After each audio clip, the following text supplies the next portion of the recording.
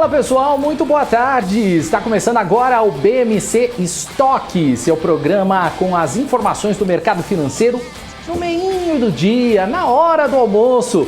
Vamos conferir então os destaques do programa de hoje. Cadê a escalada? Preços da gasolina e do GLP no Brasil devem atingir em outubro os patamares mais altos deste século. Conselho Nacional de Política Fazendária aprova congelamento de ICMS sobre vendas de combustíveis por 90 dias. Bosch vai investir mais de 400 milhões de euros na produção de chips. Tudo isso e muito mais a partir de agora no BMC Stock.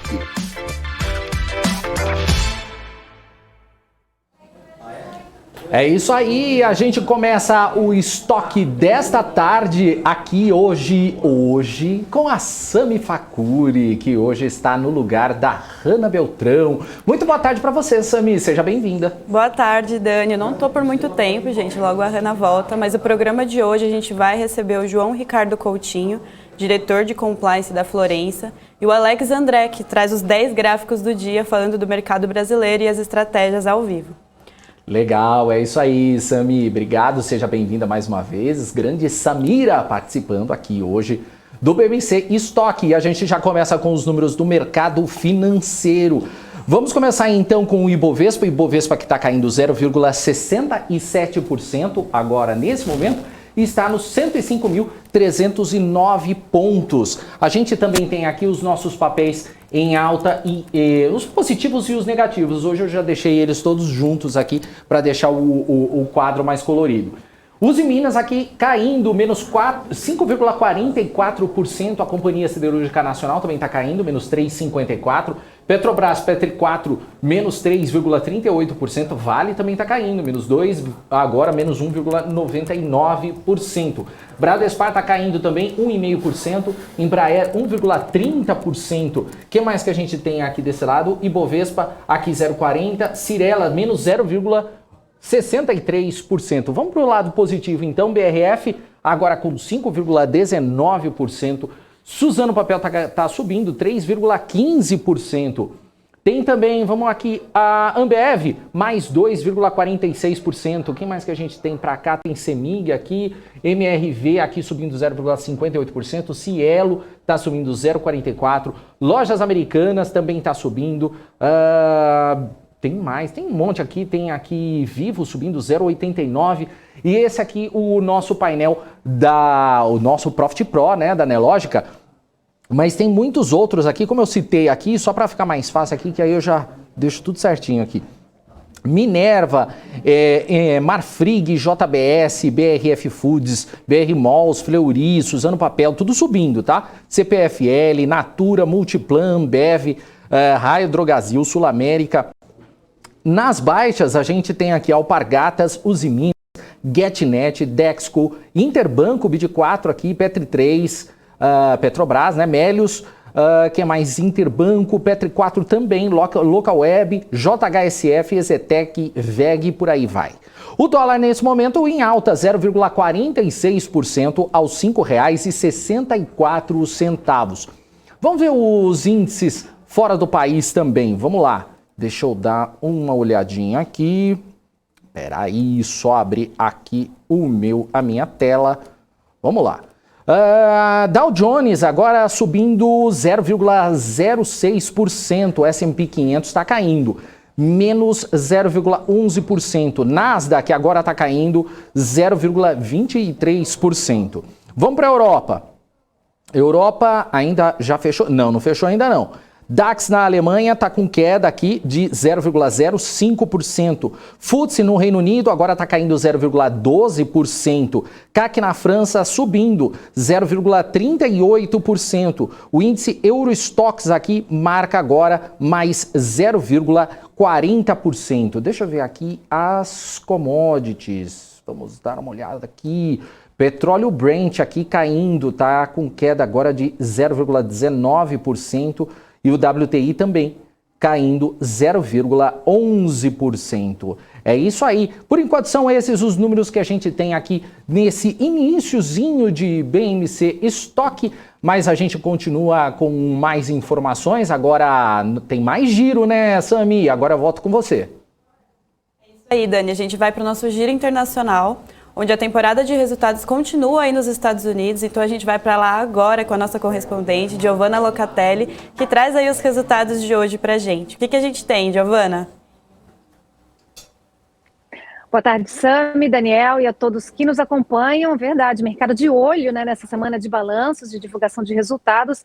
E eu destaquei algumas das empresas mais importantes para trazer para você e para quem está nos acompanhando. A Apple teve receitas abaixo do esperado por Wall Street. Inclusive o CEO da companhia, o Tim Cook, atribuiu as restrições de ofertas maiores aí do que o esperado em iPhones, iPads e Mac.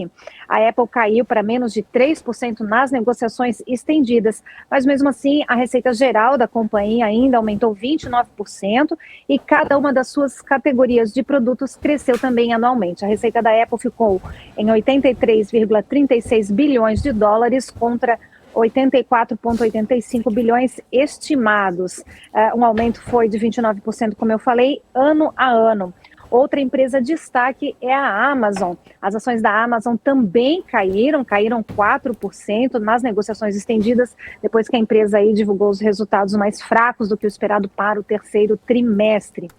Foi decepcionante aí, segundo um comunicado da empresa. O lucro ficou em, $6,12 por ação versus 8,92 como estavam esperando, enfim, os analistas da Refinitiv. E o lucro da empresa, a receita ficou em 110,81 bilhões de dólares contra 111,6 esperados. A Amazon está avaliando essa queda porque entende que à medida que as restrições da Covid estão sendo aliviadas, as pessoas estão retornando às lojas físicas. Então, com certeza, essa diferença deu essa queda nas compras online pela Amazon. Outra empresa que eu trago de destaque é a ExxonMobil.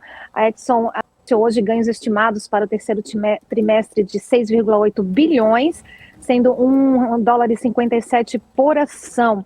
E para finalizar, a Chevron, que é outra empresa que está em destaque, anunciou hoje um lucro de 6,1 bilhões de dólares no terceiro trimestre. Daniel, Sami, com vocês. Legal, Giovanna, obrigado. Muito obrigada. E outra coisa também, Giovanna, um grupo de tecnologia alemão, Bosch, ele reservou aí mais de 400 milhões de euros para investimento na produção de microchip, né, na Alemanha e na Malásia no próximo ano, para diminuir aí a escassez global. Eu queria saber de você, será que com isso ajuda a amenizar a falta de chips para as montadoras? A falta de chip das montadoras interrompeu aí a produção de veículos em várias partes do mundo, enquanto os fornecedores dependiam, né, dos chips fabricados especialmente na Ásia e nos Estados Unidos. Daniel, essa é uma tendência de várias empresas de direcionar os seus esforços e os seus investimentos no desenvolvimento e na fabricação de chips próprios para justamente amenizar os reflexos desta crise produção de chips e na crise também da cadeia de suprimentos, né? A maior parte do orçamento da Bosch vai para acelerar a expansão da sua unidade em Dresden, na Alemanha. Cerca de 50 milhões de euros vão ser investidos na unidade de Reutlingen, perto de Stuttgart, e outro projeto a ser financiado vai ser em Penang, na Malásia. A empresa não divulgou qual é o valor que vai ser investido lá.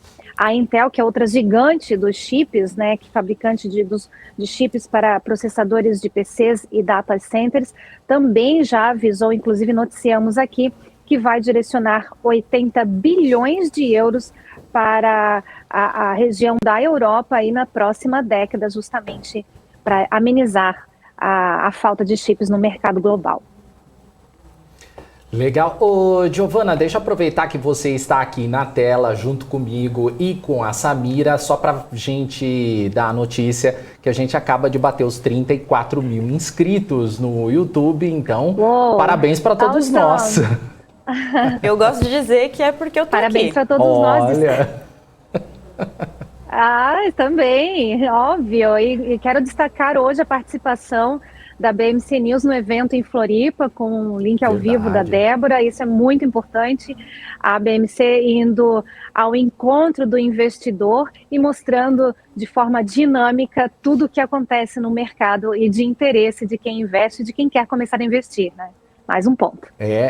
Maravilhoso o seu recado, Giovana, é isso mesmo, estamos aí crescendo cada vez mais com a participação de quem está assistindo a gente também. Giovana, muito obrigado, você volta mais tarde no Top News, né? Ok, bye, see you. Até, Giovana, obrigado. Giovana volta mais tarde no Top News, aqui na BMC News. Bom, a gente segue então com o BMC Stock. A inflação da zona do euro ultrapassou as expectativas nesse mês e se igualou à sua máxima histórica, né? Criando um dilema de política monetária para o Banco Central Europeu, que tem consistentemente subestimado o estresse criado pela reabertura da economia com a flexibilização dos bloqueios à Covid-19. O crescimento econômico disparou à medida que consumidores voltaram às lojas e estabelecimentos, mas muitas empresas não têm conseguido atender a demanda, o que tem pressionado os preços que já estão sendo impulsionados pelo aumento dos custos das commodities. A inflação nos 19 países que compartilham o euro subiu para 4,1% em outubro, de 3,4% um mês antes, superando a previsão de consenso de 3,7%. A leitura é a mais alta desde 2008 e se iguala ao recorde da série iniciada em 1997. Sami. É isso aí. E a rede de atacarejo Açaí registrou um lucro líquido de 539 milhões de reais no terceiro trimestre, crescimento aí de 34% em relação ao mesmo período de 2020. O EBITDA ajustado somou 973 milhões de reais, tendo uma alta de 35,8% ante o mesmo trimestre do ano passado. Segundo a nota da companhia, esse resultado mostra que, apesar da forte comparação do ano passado, o açaí vem apresentando resultados consistentes, reflexo aí da qualidade da expansão e das estratégias comerciais acertadas, proporcionando a manutenção das margens em patamares sólidos. E a receita líquida do açaí ficou em 10,8 bilhões de reais, avançando de 17,5% em comparação ao mesmo período de 2020. Legal. E os preços da gasolina e do GLP, o gás de cozinha, no Brasil, devem atingir em outubro os patamares mais altos deste século. E isso em valores nominais quanto reais, ajustado à inflação deste século. Veja os detalhes na reportagem. A informação é do Observatório Social da Petrobras. Segundo dados da Agência Nacional de Petróleo, o litro da gasolina foi vendido na média a R$ 6,266 nas 3 primeiras semanas de outubro. Até então, o pico do preço do derivado havia sido atingido em fevereiro de 2003, no valor real de R$ 6,254 o litro. Já o GLP foi vendido na média a R$ 100,31 o botijão nas 3 primeiras semanas de outubro. Em setembro, o custo do botijão já havia batido o recorde de R$ 97,73. O preço do diesel S10, comercializado no Brasil desde 2012, também está a caminho de bater recorde, vendido a R$ 5,032 nas 3 primeiras semanas do mês. O OSP defende mudanças na política de preços da estatal e completou 5 anos este mês e prevê reajustes alinhados ao preço de paridade de importação. O IBEPS propõe uma nova forma de precificação baseada nos custos reais de extração e refino da Petrobras, mais margem. Na visão do Instituto, como as refinarias brasileiras produzem 80% do consumo de derivados do país, o alinhamento ao PPI expõe o consumidor a uma lógica descolada da realidade local. Essa proposta tem ganhado corpo dentro da oposição à atual política de preços da Petrobras, mas é criticada por agentes do mercado de combustíveis. Embora o Brasil seja um grande exportador de petróleo, o país não é autossuficiente na produção de derivados. E o CONFAS, o Conselho Nacional de Política Fazendária, colegiado formado pelos secretários da Fazenda dos Estados e do Distrito Federal, aprovou hoje o congelamento do valor do Imposto sobre Circulação de Mercadorias e Serviços, o ICMS, cobrados nas vendas de combustíveis por 90 dias. A informação é do Ministério da Economia e, segundo a pasta, o objeto é colaborar com a manutenção dos preços nos valores vigentes do 1º de novembro de 2021 até 31 de janeiro de 2022. E o lucro líquido da Petrobras ficou em 31,1 bilhões de reais no terceiro trimestre, acima do esperado pelos analistas. O EBITDA ajustado cresceu 81,7%, chegando a 60,74 bilhões de reais. A empresa também informou pagamento de dividendos antecipados no valor de 31,8 bilhões de reais. Serão cerca de R$ 2,34 por ação. O governo vai ficar com aproximadamente 23 bilhões deste valor. O presidente da Petrobras, General Silva Luna, falou que essa distribuição é a divisão do lucro da empresa com a sociedade e que a empresa atingiu a meta de endividamento 15 meses antes do esperado. Sami? Já a Vale registrou um líquido de 3,8 bilhões de dólares no terceiro trimestre de 2021, um aumento aí de 34% em relação ao mesmo período de 2020. O EBITDA ajustado cresceu 14% em um ano e os valores ficaram abaixo da expectativa do mercado. A empresa informou ainda que distribuiu nos primeiros 9 meses deste ano 13,5 bilhões em dólares e dividendos e o Conselho Administrativo aprovou em um novo programa de recompra de ações limitado a 200 milhões de ações ordinárias e seus respectivos ADRs. Legal, Sami, vamos então ver quem que está participando do chat também, está participando aqui ao vivo do BMC Estoque. Chama a Sami aqui junto comigo. Aí, olha ela aí. O pessoal quer ver você, Sami, não eu. Vamos lá. A novidade. O MPK aqui falando, ó, likes, 1000 likes, ajuda aí, gente, ajuda aí os likes. Tem um monte de gente online, cadê vocês aí que não deram like aí pra gente? Ajuda aí. O especulador também tá aqui, Danilo Camargo. Olha aqui o Danilo falando, Sami manda muito bem, quero mais. Olha só, família da Sami em peso aqui no chat. Eduardo Ribeiro também tá por aqui, Fábio Fialho, cerveja direto da Faria Lima tá por aqui. O Leandro também, olha só, esse quadro tá bonito do lado direito. Muito obrigada. Olha só. Você tá com vários fãs aqui hoje, hein, Sam? Pois é, tô conquistando aí minha legião. Olha, não é família não, né? Um pouco. Um pouco é família. Todo mundo muito orgulhoso. Boa, boa. Olha, a Júlia Tartarotti. Essa é da família. Essa é da família, tá vendo? Ó, fã número 1 da melhor repórter, Samira. Muito bom ver ela ao vivo. É isso aí, Júlia. Legal. Toniota também tá por aqui. O MPK que eu já falei. O Ezequiel Santos dando um oi aqui pra Samira. Todo mundo aqui dando um oi pra Samira, tá? Olha só. Rodrigo Mantovani tá por aqui, super abraço, direto da Grande São José do Rio Preto ao time BMC. Abraço, Rodrigo. Também já morei lá. Quem mais também aqui? Rodrigo Lopes pediu pra você não esquecer dele. Cadê o Rodrigo Lopes? Não esquece de mim, Daniel Morales. Rodrigo Lopes, e aí, tudo bem? Como é que você está? Chega aí, cerveja. Não, cerveja, que feio, paga isso. Rui das Neves, olha só, Samira, mais na telinha, só uma vez era muito pouco. Tá vendo? Olha, Samira. É isso. Olha só.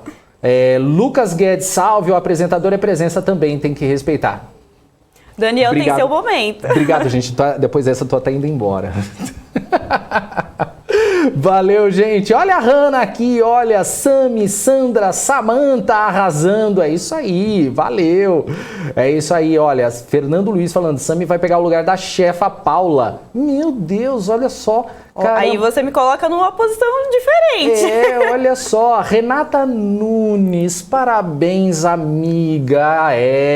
A nossa Marlene Matos, é isso aí. Valeu, gente. Boa tarde a todos do Valdenberg Falcão. Valeu, Lucas, linda dupla. Valeu, obrigado, gente. Um abraço para todos vocês ali. Andradas. Já vamos aqui bloquear o cerveja, viu? Cerveja, se retrate, ou a gente te bloqueia, viu? Valeu. Gente, muito obrigado aí pela participação de vocês aqui no nosso chat.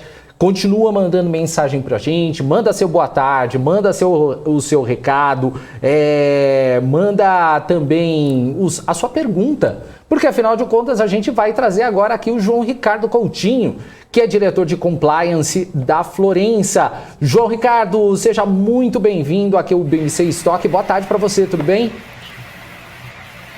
Boa tarde, obrigado aí pelo convite mais uma vez. Vamos falar um pouquinho. Seja muito bem-vindo sempre aqui, pode vir sempre. João Ricardo, ontem saiu aí os resultados, né, do terceiro trimestre da Petrobras e da Vale, né? A Petrobras surpreendeu e a Vale veio abaixo das expectativas, mas diferentemente do trimestre passado, que tivemos aí um dia de alta impulsionado pela Petrobras, dessa vez a estatal está puxando a bolsa para baixo. Como é que você avalia o momento do mercado brasileiro e quais fatores têm pressionado o índice? Eu acho que essa queda da Petrobras hoje, ela resume bem tudo que a gente está passando na Bolsa, né? Eu acho que é uma pressão política, acima de tudo, superando os fundamentos, né? E hoje, desde ontem, né, uma coisa que é bem contestável no fechamento, né? Ainda com ação em leilão, algumas opções em leilão, uma declaração um pouco controversa, né, que o mercado não gosta muito de ouvir. E hoje também de manhã já algumas medidas sendo tomadas, a princípio nenhuma de cunho direto de intervenção na Petrobras, mas o mercado está aí um pouco assustado aí de ter alguma mexida na Petrobras que não gosta, né? Então o resultado foi espetacular, com certeza. Ontem teve um volume em opções muito grande, eu acho que era baseado até nessa expectativa, mas infelizmente o lado aí político pressionou mais uma vez, né? Então, para mim, assim, é uma consolidação do que a gente está passando, né? Os fundamentos estão sendo deixados de lado. Uhum. É isso aí, João. E para os próximos meses, qual que é a visão, né? A sua visão do Ibovespa? O que você acha que poderia reverter essa tendência de baixa do índice? Eu estava até hoje no nosso call matinal, né? Eu venho falando disso desde quarta-feira. Eu acho que a gente está num ponto de inflexão bem perigoso, né? A curva de juros, que na verdade estão brincando a reta de juros agora, quando ela se comporta assim, historicamente falando, é um presságio de uma crise, né? Você fica aí até na parte do DI com uma pressão muito forte na curva inteira. Isso é bem preocupante. Eu acho que a Bolsa ela realmente não deveria estar nesse patamar, mas como eu falei anteriormente, quando o lado político, quando as incertezas, quando o fiscal é deixado de lado, os fundamentos e os investimentos também são, né? E você vê aí hoje muitas operações de renda fixa saindo, né, a preços super atrativos, então isso prejudica muito a Bolsa. Então, voltando um pouquinho, quando eu falo desse ponto de inflexão, eu acho que, com certeza, assim, o mundo está vivendo um processo inflacionário, mas a maioria dos países estão conseguindo conduzir isso bem alinhado com o mercado, e aqui no Brasil não. Então, o que eu vejo qualquer notícia positiva que venha de Brasília, que dê uma segurança para o investidor, que tire as incertezas de uma má condução fiscal, tem tudo para fazer essa Bolsa voltar para um patamar melhor do que está hoje.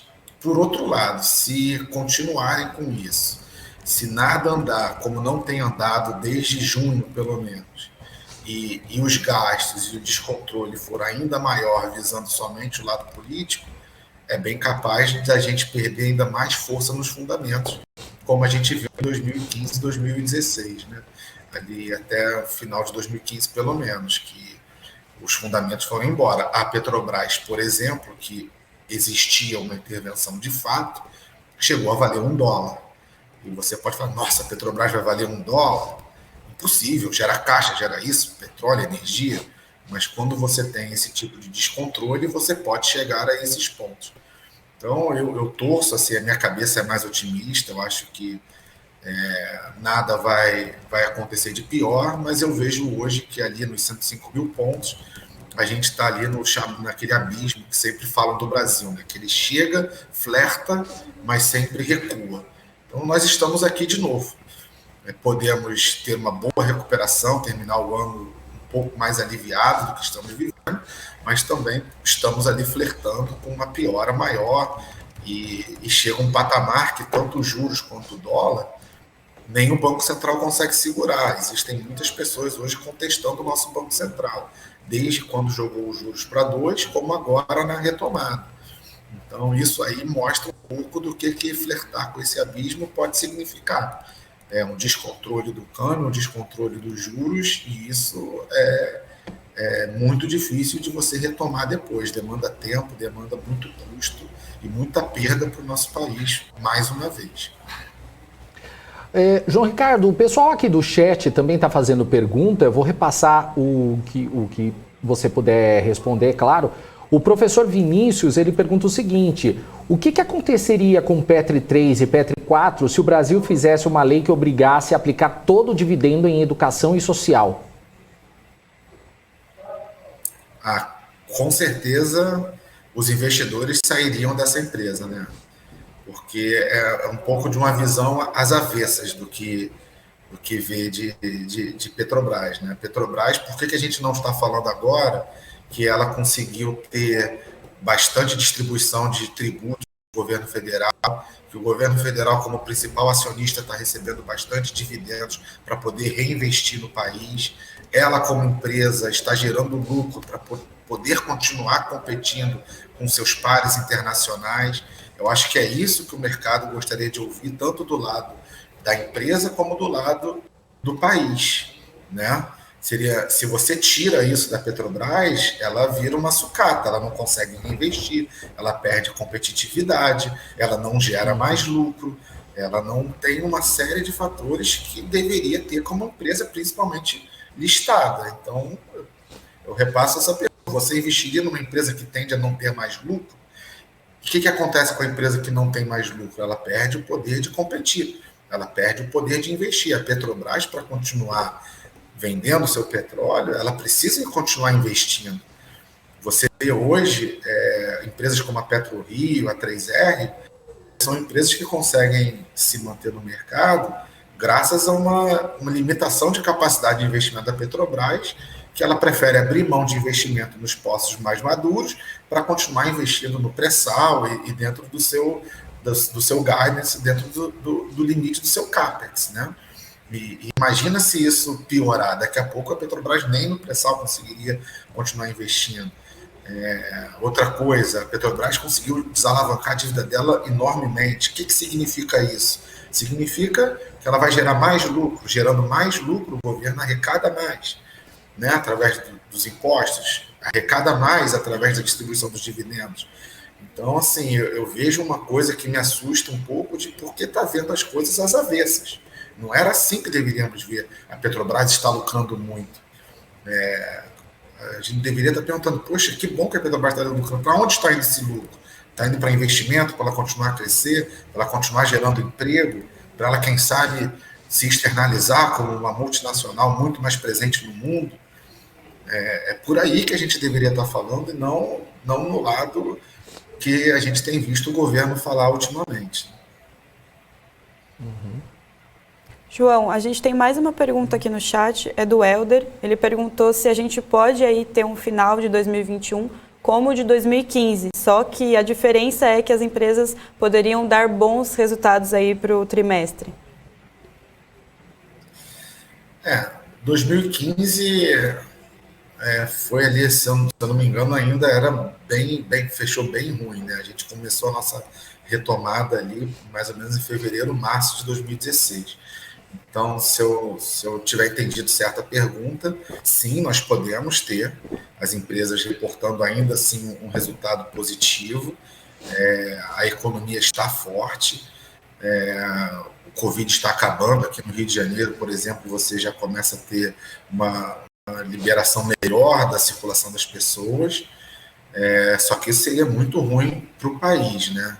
Diferente de 2015, quando a gente já tinha um político cessando os problemas que estavam sendo causados pelo governo, hoje a gente vê isso caminhando a passos largos, né? Então, eu sinceramente espero que não, porque aí sim a gente comprometeria muitos investimentos e provavelmente em 2022 a gente veria as empresas sofrendo muito, né? O endividamento delas custaria mais, a confiança do consumidor e do investidor cairia muito e a gente poderia entrar aí num abismo, numa recessão que eu tenho certeza que ninguém quer e descolando a gente ainda mais do mundo. Por isso que eu ainda mantenho as esperanças de que a gente aqui de novo perto do abismo iremos recuar e iremos fazer o país voltar a crescer, porque nós já estamos com desemprego de 14% e eu acho que já é um limite muito grande. O Brasil deveria estar olhando principalmente para isso. Lógico que com o Auxílio Brasil, isso tudo, acho que ninguém no mercado deixa de defender e entende muito. A gente talvez não entenda outros gastos, né? Mas eu acho que o auxílio tem que ter, mas também tem que ter muito foco aí no crescimento das empresas de modo geral, nos pequenos empresários, nos médios empresários, na geração de emprego e no crescimento da economia. João, você acha que esses ruídos de Brasília, principalmente do presidente e de outros políticos, isso acaba prejudicando ainda mais a situação, deixa a situação mais complexa? Poderia ser mais tranquila a situação se não houvesse esses ruídos excessivos? Eu não tenho dúvida. Eu acho que assim, tudo poderia ter sido conduzido diferente, né? Eu acho que, infelizmente, no Brasil a gente tem esse lado político aí que é bem complicado, perto de eleições, até assim... Não sei porque nós continuamos ficando surpresos. Acho que o brasileiro ele é muito trabalhador, muito esperançoso, né? Mas isso é um ciclo que acontece direto. Talvez essas eleições sejam ainda mais complicadas do que a média, né? Mas sem dúvida o ruído causa, assim, a elevação dos juros. A gente fica discutindo 10, 20, 30, 80 bi de fora do teto. Aí o Banco Central é obrigado a dar 1,5 ponto e só esse 1,5 ponto já faz o Brasil gastar mais do que toda a discussão, né? Então é completamente, para mim, fora de eixo, e inclusive a comunicação do governo com o mercado, né? Entendi. Tem mais uma pergunta aqui, que é do Paulo Rogério Fermino, que ele pergunta o seguinte: o que aconteceria se o governo criasse um fundo de subsídio aos combustíveis com a dos dividendos que a União vai receber? É exatamente isso que eu estava falando, né? Eu acho que era a maneira correta do governo lidar com esse crescimento da Petrobras, né? Olhando o lado positivo dele, vendo o quanto de impostos é arrecadado, né? A contrapartida disso, o quanto de dividendos é recebido, não só os dividendos, mas os impostos, e aí sim utilizar desse recurso para fazer qualquer tipo de planejamento para controle de preço e tudo mais. Uma boa comunicação disso seria muito positiva, né? E deixaria a empresa trabalhar, crescer. Ela não vai conseguir fazer o mundo girar em torno dela, ela que tem que girar em torno do que o mundo está fazendo. Ela tem que se manter competitiva, ela tem que se manter o CAPEX dela alto, é um setor que depende muito disso. E aí sim, o governo bem gerido, saber utilizar os recursos da maneira correta. E sim, por que não usar os recursos do petróleo para beneficiar o setor, inclusive outros setores como educação e tudo mais. Então, essa é a maneira que eu enxergo e que acredito que a maioria das pessoas, inclusive o governo, deveria enxergar. E eu acho que foi, inclusive, a melhor proposta do governo durante esse período para a questão dos combustíveis. Até hoje, de tudo que foi falado, foi a que seria melhor recebida por todos. João, e no segundo trimestre de resultados aqui no Brasil, muitas empresas reportaram bons números, né? Mas a gente só viu as cotações caindo desde que a movimentação do Ibovespa nos últimos meses, né, destruiu aí as movimentações. Os gestores têm alertado para a discrepância entre o cenário macro e a análise micro das empresas. Como que o investidor deve estruturar a sua estratégia de investimento ao analisar empresas que estão descontadas, mas que ainda devem sofrer com o cenário a curto prazo? Uma excelente pergunta essa. Inclusive, no sábado eu estava aí com um amigo meu, gestor, né, um cara bem importante aí do mercado, e ele falava exatamente isso. Eu concordo em gênero, número e grau. Existem empresas muito boas, que estão muito descontadas. Essas empresas podem dobrar, triplicar. O problema todo vai ser a travessia, né? Então, até lembrando a última conversa que a gente teve aqui, eu falava, a gente viveu aí, a maioria dos investidores, esses quase 3 milhões e meio, ou pouco mais de investidores pessoa física que estão na Bolsa, eles cresceram muito a partir de 2016, e durante um período que quase não subiu, né? E subiu muito. Então, hoje, esse mesmo investidor ele tem que olhar mais crítico para as empresas. Sem dúvida, mas existem muitas empresas. Agora, tem que aguentar essa travessia, tem que ter o seu controle de risco muito bem feito, tem que selecionar bem as empresas, porque pode ser uma travessia complicada, mas por mais do que hoje os ruídos superem os fundamentos, nós acreditamos que também lá na frente os fundamentos vão voltar a suprir os ruídos, né? Uma hora isso tem que acabar, só não pode deixar transpassar aquela linha tênue, como aconteceu com a Argentina, por exemplo, até na saída do Macri, que a coisa vai para o descontrole. Aí, se for para o descontrole, a gente esquece tudo que está sendo conversado aqui e teremos que repensar a nossa vida aí como país. Fala o seguinte, olha, na realidade ele começa com uma afirmação e depois a pergunta. As grandes empresas conseguem se proteger e repassar o aumento do CDI, já os pequenos vão pagar mais caro. Isso não vai aumentar ainda mais a concentração de mercado?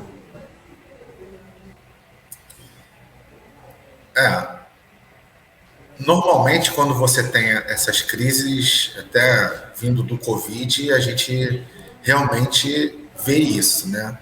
Mas no médio prazo, os empreendedores, e o Brasil é um país bastante empreendedor, eles retornam, né? É muito difícil também você criar uma capilaridade grande. Agora, eu não sei se eu concordo, assim, o pequeno, ele também consegue repassar, né? Eu acho que o mercado precifica tudo igual, assim, o preço na ponta, quando ele anda para todos, não anda só para o grande. O que acontece é que o grande acaba tendo uma restrição de crédito menor, é assim que eu vejo.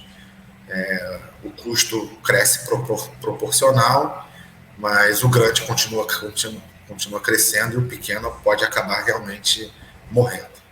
Isso é bem ruim mesmo. Mas eu acho que é um viés muito mais de PIB do que de taxa de juros. O problema da taxa de juros é que hoje a gente tem uma inflação que é de oferta, e você subindo os juros pressiona ainda mais essa inflação, porque o cara, para sobreviver, seja grande ou pequeno, vai repassar esse custo. Então é muito triste tudo que está acontecendo nessa ótica. E nessa temporada de resultados aí do terceiro TRI, quais empresas ou setores podem surpreender positivamente ou negativamente? Eu acho que o setor de energia, com certeza, né? Em termos de resultados, não necessariamente vai se refletir na alta das ações. Com certeza também eu vejo o setor de seguridade. Tem sido um período onde tem mantido o crescimento das arrecadações e baixo pagamento de prêmio. E eu ainda tenho uma grande previsão para os bancos de crescimento e de crescimento de margem. Vamos ver aí como é que os grandes reportam. Nos menores, principalmente naqueles que se tornam digitais, eu acho que eles mantêm ainda a curva de crescimento. Está aí o Banco Inter que reportou, foi o primeiro a reportar e veio bem legal o resultado deles. Acho que os destaques são esses. A Vale, como você falou, era meio que previsto uma queda do lucro, né? O minério caiu bastante, aí a questão de estar na expectativa ou não, normalmente isso acontece quando você tem uma mudança de guidance, de preços, né? Mas mesmo assim gerou um caixa absurdo, baita de uma empresa. Legal. Agora, essa semana, João, o Copom, ele mais uma vez aumentou a Selic e a Bolsa, depois de mais de 3 meses, segue em queda. Com o aumento da atratividade da renda fixa, o investidor ele pode achar melhor abandonar o risco da Bolsa ou trocar e gerar setores, ou girar, né, setores e ativos. Como é que você avalia esse rotation de setores e qual que é a melhor estratégia para esse momento? Buscar desconto nos ativos de renda variável ou proteção na renda fixa?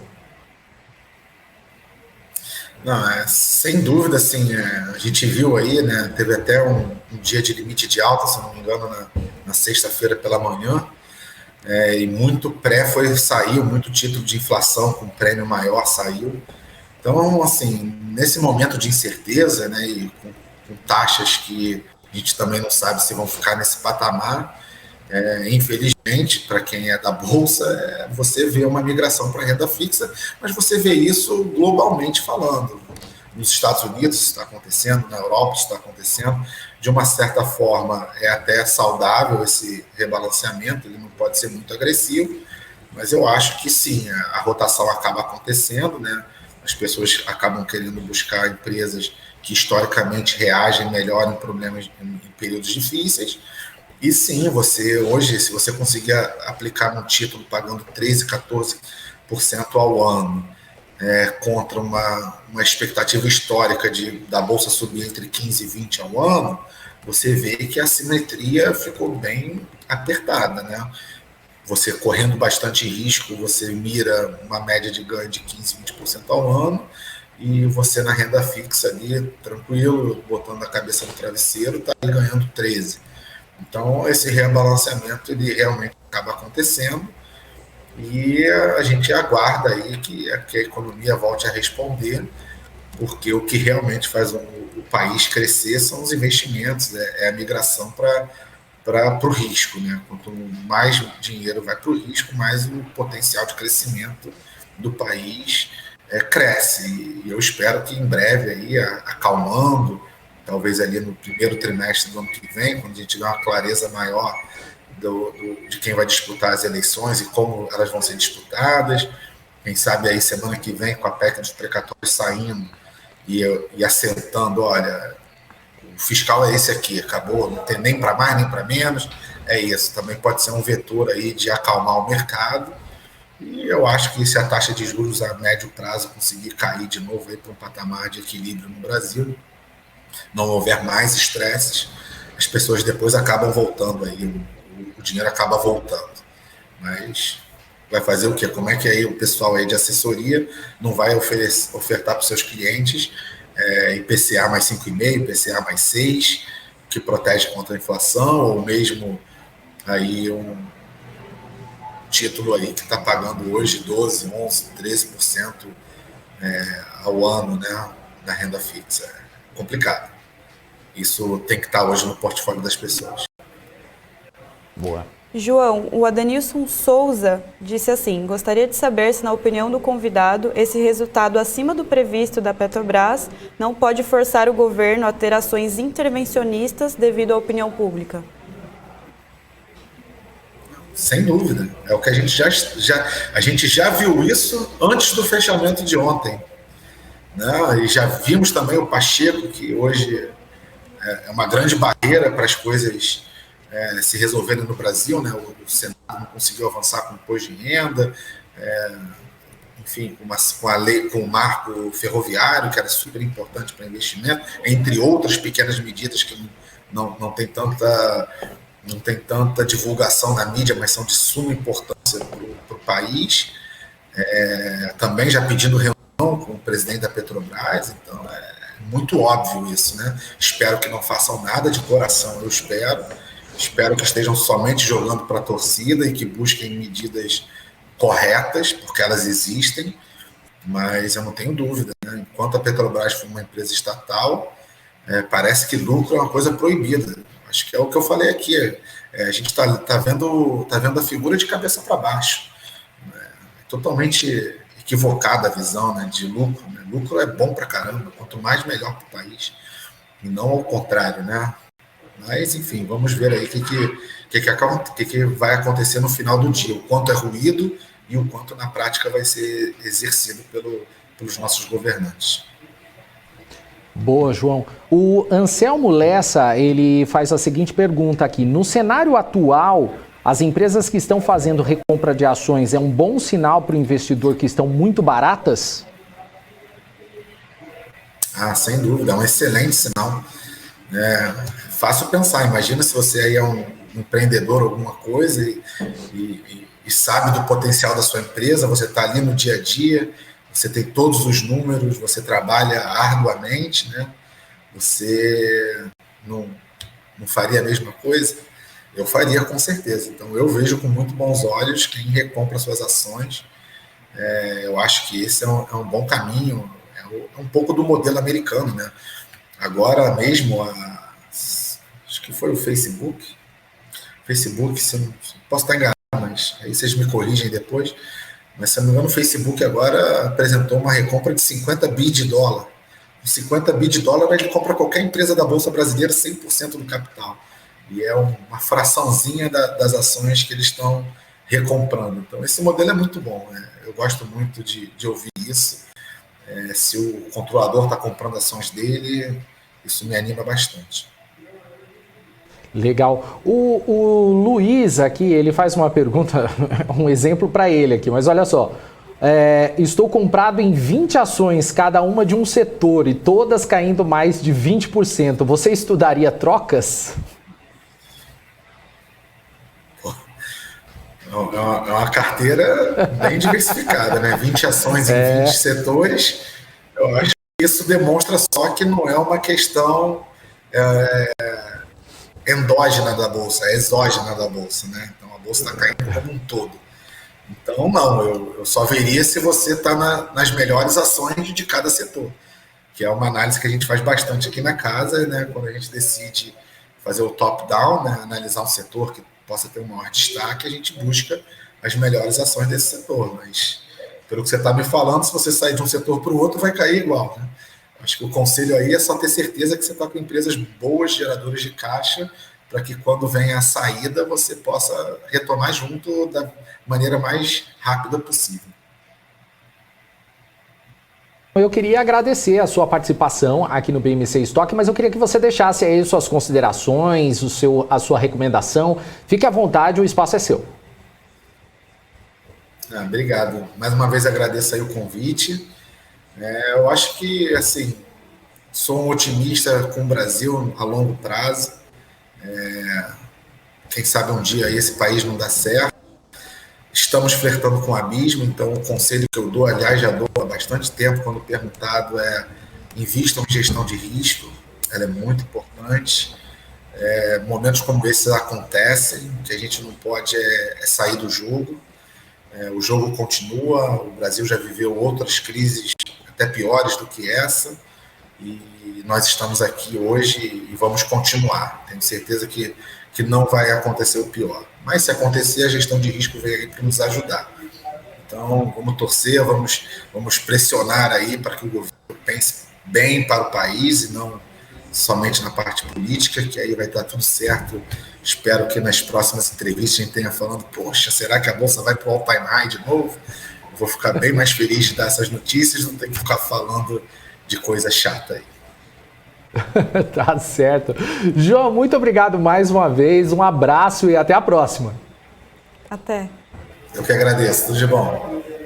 Até. Obrigada. Gente, acabamos de falar então com o João Ricardo Coutinho, ele aqui é diretor de compliance da Florença. Ótima entrevista aqui, o pessoal também agradecendo aqui ao João. Legal, antes de passar para o Alex, só vamos ver como é que está o índice Bovespa nesse momento, está com queda agora, 0,98% aos 104.687 pontos. Nas altas aqui a gente tem Minerva com mais 6,93%, Marfrig com 5,29%, JBS 5,10%, BRF Foods 4%, Raia Drogasil 3%, Fleury 2,89%, quem mais aqui? BR Malls 2,68%, Multiplan 2,61%. Nas baixas aqui a gente tem Alpargatas com menos 8,66%, GetNet com menos 5,81%, Uzi Minas menos 6,07%, BID4, aqui o Interbanco com 5,20%. Cash 3, Melius aqui com menos 4,76%. Localweb com 4,90%. BID11 com 4,73%. Petri 3 agora com menos 4,39. Petri 4 com menos 3,94. E o Grupo Soma aqui está com menos 2,92%. O dólar agora subindo 0,50% aos R$ 5,64. Agora é hora do Alex André trazer os 10 gráficos do dia. Muito boa tarde para você, Alex. O que você vai falar hoje para a gente? Boa tarde, Daniel. Boa tarde, Samira. Já ia falar Hanna, né? Boa tarde, Alex. Boa tarde, Sami. Hoje nós vamos trazer aqui 10 principais gráficos, né, para falar um pouquinho de China, Brasil, Estados Unidos, como sempre, né, Daniel? Para quem acompanha aqui, né, o BMC Stock, não tem nenhuma grande novidade. A gente vai falar um pouquinho que a gente estava falando, né, com o convidado, né, anterior, né, sobre recompra de ações, né, sobre outros assuntos. Que o mercado agora, inclusive aqui no Brasil, está começando a discutir com mais frequência, né? Mesmo agora, após essas quedas da Bolsa dos últimos dias, que apresentam aí oportunidades para as companhias, né? Ou seja, a gente conseguiu até ver mesmo relação à Vale, né? Anunciando a recompra de 200 milhões de ações, né? Também a Petrobras distribuindo dividendos, são diversas formas, né, das companhias entregarem valor para os acionistas, né? Agora nesse momento mais turbulento, né? Mais volátil da Bolsa, tá?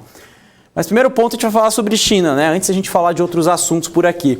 A China, a gente sempre vem conversando nos últimos dias que tem uma desaceleração de base ampla por lá, né? Esse gráfico, né, da NBS, né, que divulga a maioria dos setores atualmente no nível de tendência de produção ou até abaixo dele, né? Inclusive alguns setores, agricultura que está acima, ou seja, agricultura não só no Brasil, mas também na China, que vem empurrando o mercado por lá. O mercado de industrial, né, o mercado de real estate, retail, né, de varejo também vem pressionando para baixo, né? Assim como de transporte, né, pela pandemia, principalmente as aéreas regionais, que tem diversas aéreas por lá, empresas de companhias aéreas. IT, né? Tecnologia também na margem caindo um pouco. Construção, que a gente já comentou muito sobre isso, né? A parte na China, e também a parte de hotéis e restaurantes, que teve uma queda muito expressiva, ainda não voltou, né, para o break-even. Também tem a parte de leasing na parte comercial, que também vem impulsionando para baixo, tá? Então, ou seja, ainda na maior parte das companhias, dos setores, ainda não voltou no nível pré-pandemia, somente a agricultura que a gente consegue observar aqui num ponto positivo, né? Esse gráfico ele mostra o nível real do PIB da China versus a tendência, ou seja, a parcela do PIB, que é o eixo X, né, e a porcentagem aqui calculada pelo eixo Y, tá? Esse gráfico é muito interessante, que a gente consegue entender, né, principalmente os 5 anos, né, de CAGR, né, ou seja, a taxa composta de crescimento, né, dos principais pontos aqui, né, tanto dividendos, né, CAPEX, buyback, ou seja, recompra de ações, e a maior parte dessas recompras que a gente vem conversando nos Estados Unidos vem do S&P 500, mas vem principalmente das Big Techs, né, que agora não é Facebook, né, agora é Meta, né? A gente tem também a parte também de outras companhias como Apple, Amazon, né, Microsoft, né, Google, né, Alphabet. Tem diversas companhias que são as maiores, né, as majors, né? Ou seja, a Apple mesmo tem mais de 2,5 trilhões de dólares de capitalização de mercado. E essas companhias, né, que são chamadas de FANG, né, agora o mercado chamando de principalmente MANG, né, ou seja, tirando o F ali de Facebook, colocamos um M ali, ou seja, as maiores companhias dos Estados Unidos, né, tirando ali o S&P 500 de forma como um todo, a gente consegue observar que 25% das recompras, né, do mercado americano vem dessas maiores companhias de tecnologia, né, Apple, Amazon, Google, e somente se a gente tirar, né, as grandes companhias majors do S&P 500, a gente consegue observar que os buybacks caíram 3%. Né? O CAPEX é a mesma coisa, consegue observar que a maior parte do CAPEX destinado, né, ao S&P 500 provém ali das maiores companhias dos Estados Unidos. Nos últimos 5 anos, tá? A gente está fazendo aqui um CAGR de 5 anos, um crescimento de 26% ao ano. E uma queda de 1% de CAPEX, tirando as grandes companhias, né, quando a gente fala aqui de tecnologia. Quando a gente fala aqui principalmente em relação também a dividendos, né, o que é interessante, né, 6% crescimento de dividendos, ou seja, nos últimos 5 anos, uma taxa de crescimento de 6% nos últimos 5 anos, nas FANGs, né, e 4% de dividendo do S&P 500, tirando as majors, né, ou seja, tirando as FANGs. E no total, né, de retorno, olha que interessante, 22% de FANG, né, ou seja, de crescimento, e 0% no S&P 500, ou seja, o índice de tecnologia, né, Apple, Amazon, ou seja, como eu já comentei aqui, colabora para o maior crescimento de CAGR, ou seja, uma taxa composta de crescimento nos últimos 5 anos, dos principais pontos, né, buyback, CAPEX, né, crescimento orgânico, dividendo, até mesmo se colocasse aqui no orgânico ia ser um crescimento absurdo, né, uma comparação também que seria interessante colocar por aqui. Bom, acho que é interessante que a gente sempre conversa um pouco em referente à China, ou seja, as empresas que têm a maior relação à China, Eu já trouxe um gráfico anterior aqui para quem está sempre acompanhando o BMC Stock, né, um gráfico da Tess Lombard, né, que falava sobre a correlação da China com as empresas brasileiras. E isso até mesmo colocava um ponto de interrogação nesse sentido, que teria ali uma certa preocupação, não só com relação à agricultura de forma geral, mas de todas as formas em relação às commodities, né? Ou seja, de acordo ali, né, com a casa de análise, colocou ali um certo tom de preocupação, né, os países com maior correlação na exportação à China. E aqui a gente tem referente aos Estados Unidos, né, ou seja, as empresas americanas que têm a maior relação com exportação, né, para a China, né? Então a gente rodaram essa pesquisa, né, e as empresas com menor exportação à China registraram os maiores níveis de revisão de earnings, né, ou seja, revisão de ganhos positivos daqui para frente, né? Ou seja, quando a gente fala principalmente de 2022. Então a gente consegue observar que as companhias, né, do S&P 500 que têm a exposição à China tiveram, né, uma revisão para baixo, né, de lucro. E as companhias que têm menor ou até mesmo têm uma revisão, numa questão nula, né, ou seja, não tem participação de exportação à China, teve uma revisão para cima de lucro quando a gente compara as companhias que têm essa correlação, né, ou seja, de exportações de ações chinesas, tá? Ou seja, principalmente dependendo do mercado acionário chinês e também do mercado econômico chinês. Tá? Bom, aqui a gente fala um pouco mais sobre a previsão de crescimento dos lucros, que permanecem positivas, né? Ou seja, não teve uma grande queda de earnings. A gente sempre vem comentando que a temporada do terceiro trimestre nos Estados Unidos, que está acontecendo, né, até o momento, vem superando as estimativas, mas o mercado já espera que esse ritmo venha a se diminuir, né, essa tendência venha a diminuir, isso que a gente está conseguindo observar por aqui. Tá? Então, ou seja, as previsões de crescimento dos lucros permanecem positivas, mas diminuíram desde o pico do crescimento, quando a gente fala aqui que era o segundo trimestre de 2021, né? Então a gente tem aqui esse pico aqui, né? Ou seja, de um crescimento de mais de 60%, e agora a gente consegue observar principalmente no primeiro trimestre de 2021, né, em torno ali de 5,4%, e no segundo trimestre de 2022, né, repetindo aqui, 2022, primeiro trimestre 5,4% e segundo trimestre de 2022 3,6%, ou seja, uma queda, né, ligeira ali que vem caindo trimestre a trimestre, né, quando a gente vai observando referente a earnings do S&P como um todo, tá? Então isso que é interessante, né, o mercado entendendo que a relação de resultados, né, vem aí impactando positivamente, mas olhando para frente o mercado já espera, né, uma desaceleração, uma queda de earnings e também ao mesmo tempo vem empurrando, né, um índice de perspectiva e uma incerteza maior referente ao S&P 500 como um todo, né, um índice de confiança por lá, tá? Aqui a gente tem todos os setores, né, no S&P 500, exceto consumo básico, né, a gente tem aqui consumo discricionário também e energia. Eles viram mais de 90% das empresas que relatam exceder a expectativa de lucro até agora. Olha que interessante, né? Aqui tem um percentual das companhias que bateram a expectativa de earnings, né? Olha que interessante, a gente tem aqui comunicação, healthcare, tecnologia, materials, né, real estate, utilities, industriais, financials, né, todos esses setores praticamente bateram ali 100%, né, de estimativa de earnings, ou seja, conseguiram superar a estimativa de lucro e o mercado vem revisando, né, para cima, mas para o ano que vem, a gente está revisando para cima para o quarto trimestre, mas para o ano que vem já prevê uma desaceleração, porque a base foi muito forte, ou seja, nos últimos trimestres teve uma alta muito expressiva, né, mas que ficou para trás, né, como a gente consegue observar, principalmente energia, né, 50%, mas para entender um pouco mais sobre isso, né, ou seja, a maior parte dos ganhos, né, a gente consegue observar até mesmo que já foi entregue, né, ou seja, não só nesse crescimento do terceiro trimestre, mas nos últimos trimestres, principalmente, né, advindo aí pela crise energética. E se a gente até colocasse mesmo em referente, como a gente já colocou nos últimos dias, né, aqui no BMC Stock, né, tem essa relação, né, o gráfico, né, de commodities da Bloomberg que vem superando aí ganhos históricos, né, advindo das principais empresas commodities globais. Tá? O S&P 500 como um todo, 88% das ações do S&P 500 bateram um consenso de expectativa de lucro por lá. Tá? Agora o que é interessante é o impacto fiscal, né, que todo mundo vem conversando, ou seja, é essa parada de estímulos, né, o tapering, que a gente sempre conversa aqui no BMC Stock sobre isso.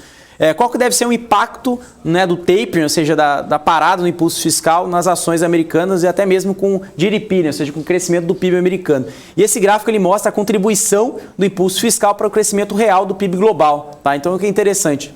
A gente consegue observar aqui que tem uma perspectiva no terceiro trimestre e a partir do quarto trimestre, né, que vem revisando para baixo, né, a expectativa, né, de crescimento do PIB. A gente já tinha conversado sobre isso, né, nas últimas edições aqui do BMC Stock sobre isso, né, China, Estados Unidos e outras economias globais. E um dos fatores era a inflação e também a relação do tapering, né? Então a inflação do tapering tem um efeito fiscal de uma queda que pode chegar, né, quando a gente está comentando aqui do segundo e terceiro trimestre do ano que vem, essa queda pode até superar 1% de queda do PIB global, tá? Ou seja, contribui 1% da queda do PIB global, colabora apenas com o efeito da política fiscal, ou seja, da parada de estímulos do governo americano e também de outros países, né, principalmente Banco Central Europeu e Banco Central dos Estados Unidos, né, o Fed por lá. O próximo gráfico que é interessante, a gente tinha falado referente à revisão, né, para baixo dos últimos trimestres referente à questão do impulso fiscal. Esse gráfico a gente fala sobre o PIB real, né, global, que tem agora, né, a 8ª recessão global desde os anos de 1900. Né? Então a gente tem aqui diversas crises que nós passamos por aqui, né? A crise de 70, né? A crise ali do choque de petróleo, a crise também de 2008, né? A crise ali de hipoteca, agora a pandemia no ano de 2020, né? No meio de 40 a 45 ali a Segunda Guerra Mundial, né? A Grande Depressão em 29, também teve também a gripe espanhola também ali após o ano de 1920, também a crise de 1907 também, que teve um pânico também na bolsa por lá. Então a gente tem aqui uma janela grande, né? Ou seja, quando a gente fala aqui de PIB, e a queda, ou seja, das grandes economias globais, quando a gente pega o PIB global, agora nós estamos na 8ª grande queda, né, de revisão, né? Ou seja, quando a gente não só fala de revisão de queda, ou seja, a gente está aqui nesse patamar agora, né? O mercado espera que tenha uma revisão para baixo de PIB, mas nada se compara, né, que nós já passamos no ano de 2020 e nos últimos 8º recessões que nós tivemos aí desde 1900, né? Então diversas recessões por aqui, mas agora o mercado espera uma ligeira queda, né, marginal, comparado principalmente com esse grande histórico que o JP Morgan traz nesse gráfico, que é muito interessante. E agora a gente vai falar um pouquinho sobre fluxo global, né, de ações, né, principalmente nos Estados Unidos, que vem batendo recordes após recordes, né, por lá. Quando a gente fala de global equities, ou seja, ações globais, né, esse movimento de ações globais, principalmente impactado pelos Estados Unidos, que é um mercado de 47 trilhões de dólares, né, registrou mais de $1 trilhão em fluxo de entrada durante as últimas 51 semanas, né, e o início de notícias positivas sobre as vacinas. Essa é a maior dinâmica de estrutura de mercado para o ano, ou seja, nunca o mercado comprou tanta ação no mundo todo. A gente não fala só Brasil, não só Estados Unidos, o mundo todo, ou seja, global equity, né, a gente fala de mais de $1 trilhão de fluxo. Para fim de contexto, né, o melhor recorde anterior de 51 semanas foi em torno de 250 bilhões de dólares, né, e 2021 é 4 vezes maior, né, que o próximo melhor fluxo anual. Então, ou seja, olha o tamanho dessa diferença, né? Ou seja, lembrando, ano passado, 2020, foi a queda da pandemia, ou seja, teve ali um influxo, ou seja, pessoas pedindo resgate, ou seja, saindo da bolsa, né, ou seja, saindo de equities. E agora, né, nesse ano de 2022, né, uma expectativa, né, de 2021 e 2022 é que tem aí, já foi registrado, né, no período de 51 semanas, mais de $1 trilhão de fluxo de equity, ou seja, já foi registrado mais de $1 trilhão, você está falando de mais de 4 vezes, né, o recorde anterior, ou seja, o mercado global aí cada vez mais alocado em ações, as famílias, né, principalmente os fundos, né, cada vez mais alocados em ações por aqui. E o próximo gráfico, a gente vai falar um pouquinho sobre, né, a relação, né, de alocação, né, de equity, né, das famílias americanas, né, isso que é interessante para a gente comentar aqui, ou seja, qual é o tamanho, né, médio de um portfólio, né, de um americano que tem ações, né, dentro desse portfólio.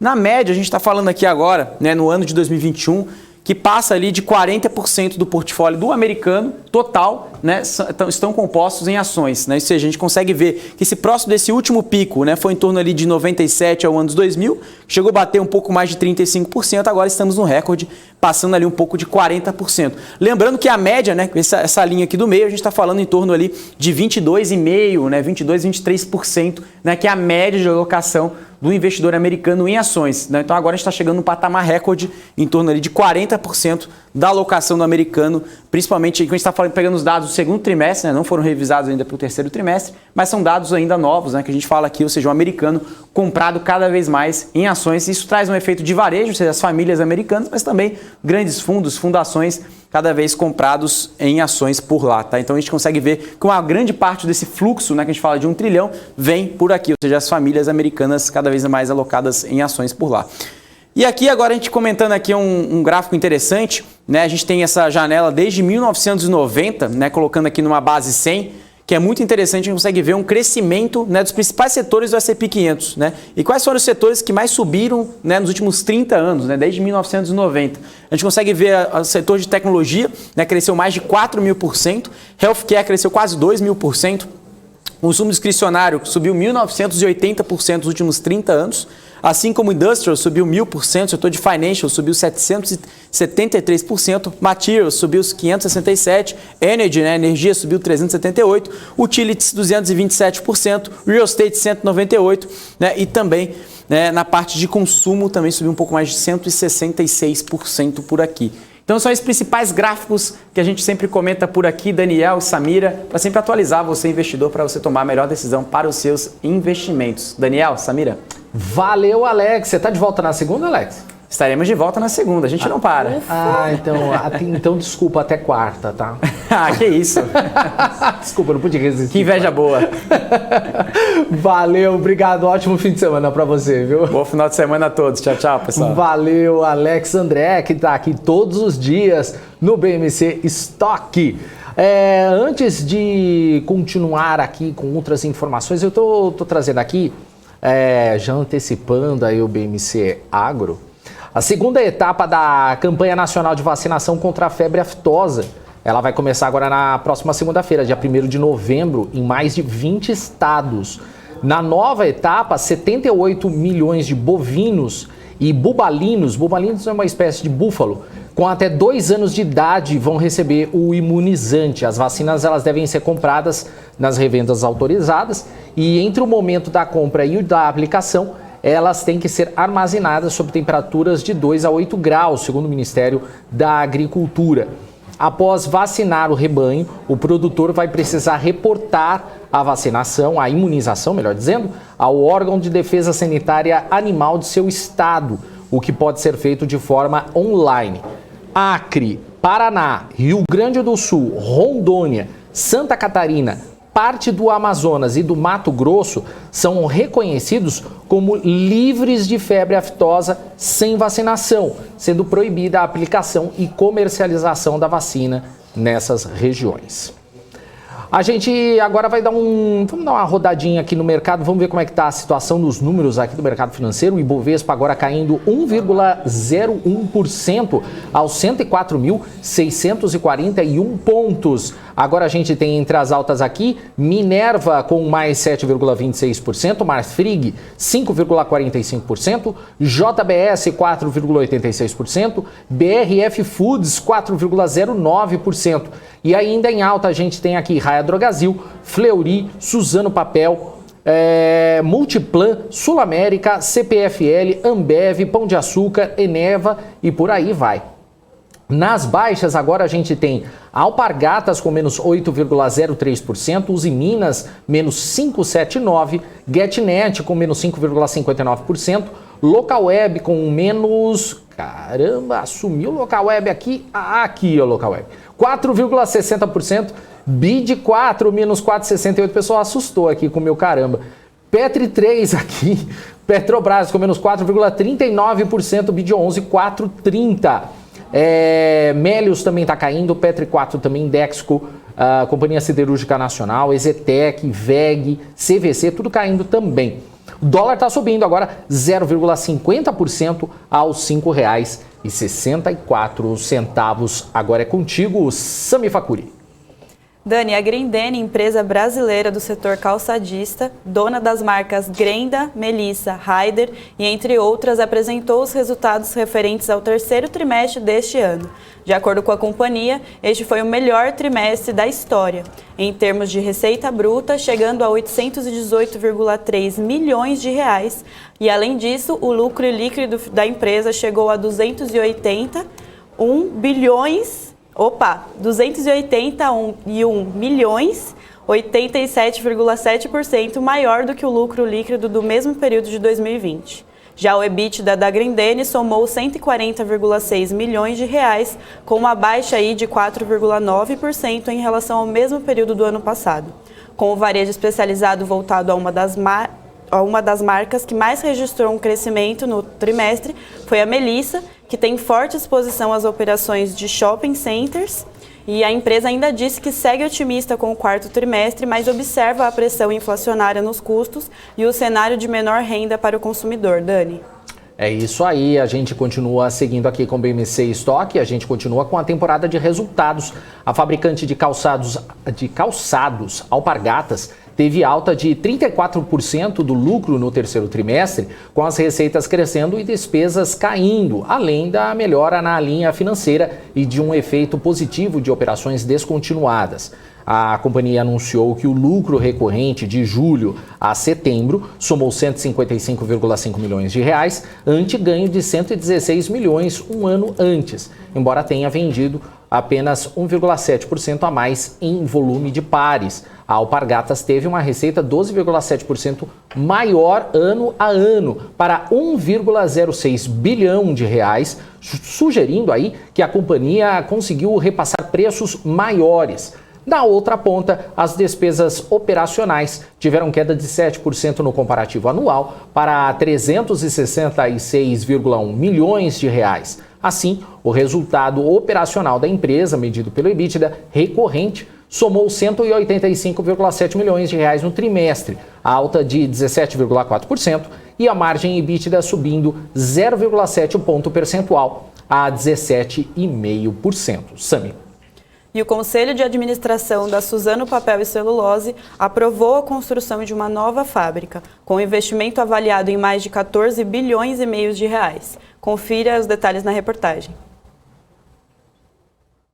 A iniciativa batizada de Projeto Cerrado, que envolve a construção de uma nova fábrica de celulose na cidade de Ribas do Rio Pardo, no Mato Grosso do Sul, deve custar cerca de 14 bilhões e 700 milhões de reais aos cofres da papeleira, o que representa um dos maiores investimentos privados em curso no Brasil. A construção, aprovada pelo Conselho Administrativo do grupo, já havia sido divulgada pela Suzano no mês de maio, mas ainda não tinha sido aprovada pelo colegiado. O investimento vai ocorrer entre os anos de 2021 e 2024, quando a fábrica entrará em operação. A nova sede contará com uma capacidade de produção nominal de 2,5 milhões de toneladas por ano de celulose de eucalipto, acima das estimativas iniciais, em torno de 2,3 milhões de toneladas. No terceiro trimestre, a Suzano teve prejuízo líquido de 959 milhões de reais, recuo de 17% em relação ao mesmo período do ano passado. Já o EBITDA ajustado disparou 67% para 6 bilhões e 300 milhões de reais. E nesta sexta-feira, a BR Malls anunciou ao mercado que recebeu o comunicado da Esquadra Investimentos, informando que a gestora elevou sua participação na administradora de shopping centers, o que equivale mais ou menos a 10,41% das ações da companhia. De acordo com o comunicado, os investidores são detentores de exposição econômica vendida por meio de instrumentos derivativos de liquidação física, referenciados em 35 milhões de ações ordinárias da BR Malls. Essa informação ela está no nosso portal bmcnews.com.br, é só acessar. Outra informação aqui também que eu separei é que a queda das ações da Apple nessa sexta-feira levou a Microsoft à posição de empresa mais valiosa do mundo em capitalização de mercado. Pela manhã, as ações da Apple caíram 3,9% para 146,65 dólares após a divulgação do balanço na noite da última quinta-feira, que trouxe uma receita abaixo da estimativa média dos analistas, o que deu também à fabricante do iPhone um valor de mercado de 2,41 trilhões de dólares. Por outro lado, as ações da Microsoft subiram 1,1%, fazendo com que o valor de mercado da companhia chegasse a 2,46 trilhões. A Microsoft divulgou seus resultados no início desta semana. A última vez que a Microsoft destronou a Apple foi no primeiro semestre de 2020, em meio aos movimentos de investidores durante a pandemia de Covid-19. A ação da Microsoft está a caminho do seu melhor ganho semanal desde 2020. Desde janeiro de 2020. Desde janeiro de 2021. Bom, vamos lá, a gente continua aqui com o BMC Stock. Eu queria, antes de encerrar o BMC Stock, porque daqui a pouquinho tem o BMC Market, Felipe Nascimento, Alan Gani, professor Alexandre Cabral, nós estaremos hoje na versão Happy Hour do BMC Market? Não. O Felipe já está falando para mim que não, esquece. Então, não. Então é o BMC Market normal. Daqui a pouquinho a gente traz aquele debate de todos os dias da tarde, trazendo aí muita informação e também descontração. Não perca, daqui a pouquinho vamos esperar. O Cerveja aqui já se animou com o Happy Hour, né? O Ezequiel Santos já falando, sextou no Tobogane. Tobogane, tá chegando aí. Cadê o Alangani? Tô vendo ele ali, tá no celular. O Acesso Médico tá falando, então, Sad Hour. Pô, você não gosta, Acesso Médico? Poxa, fica aí com a gente, poxa. Deixa eu ver, o Helder aqui tá falando, o Especulador também tá por aqui. Também o Daniel Pagnin também, todos os dias tá por aqui.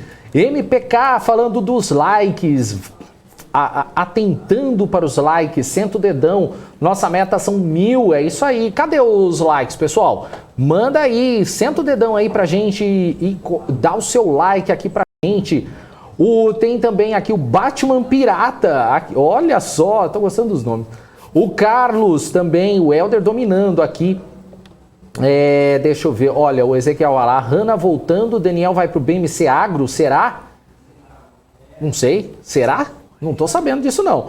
Guilherme também tá por aqui, o Felipe Nicásio, Robinho, o Especulador aqui, deixa eu ver, cadê? Tem mais gente aqui, o Luiz, o Felipe, e é isso aí, acho que é só, né? Deixa eu ver se tem mais aqui. O EVBA também, o Guilherme falando do melhor canal, valeu. Rodrigo Lopes fala, não vai ter Happy Market Hour? Ó, o Felipe falou que não. Não sei, Rodrigo, tá falando pra mim que não. Ó, ele tá falando só que vai chegar o BMC Market. Vamos lá, vamos ver. Fernando Rezende também tá por aqui.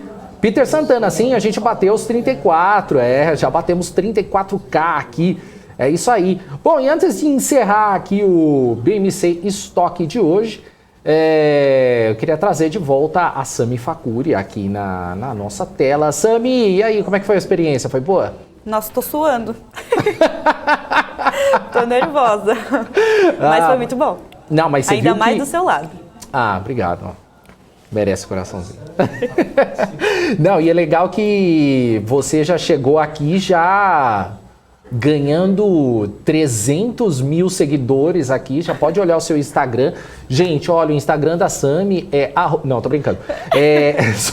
Você viu que ela já olhou feio pra mim. Não, brincadeira, gente. É isso aí, ô Sami, muito obrigado então pela sua participação. A gente tá encerrando o estoque. Eu fico aqui pro BMC Market até as 3h30. A Sami volta na segunda, né, Sami?